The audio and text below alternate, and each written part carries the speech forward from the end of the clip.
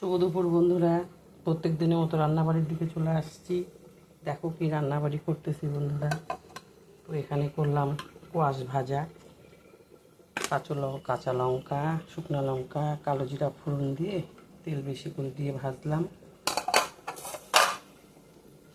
আর এখানে করলাম রসুন দিয়ে লঙ্কা দিয়ে পাট শাকের ঝোল। আর এখানে রেডি করে রাখছি বন্ধুরা কাঁঠালের বিচি। কাঁঠালের বিচি সিদ্ধ করতে ভালোবাসি সবাই। এই দেখো কাঁঠালের বিচি সিদ্ধ করবো। আর এখানে বসিয়েছি, প্রত্যেক দিন তো ডিম সিদ্ধ করে তরকারি খাওয়া হয় কারি। আজকে করব তোমার ডিমের মামলেট দিয়ে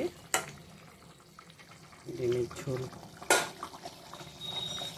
এই যে ডিম মামলেট করে রাখছি বন্ধুরা, এই দেখো।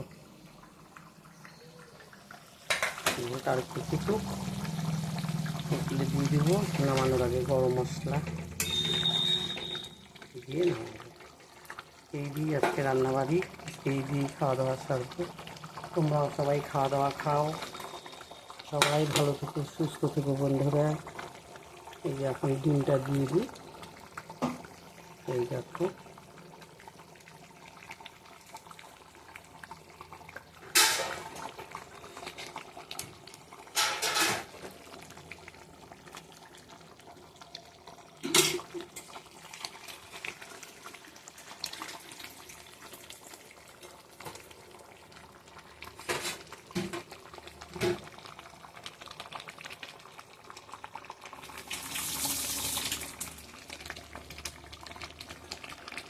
বেশি নাড়ানাড়ি করবো না, তাহলে মামলেটগুলো ভেঙে যাবে।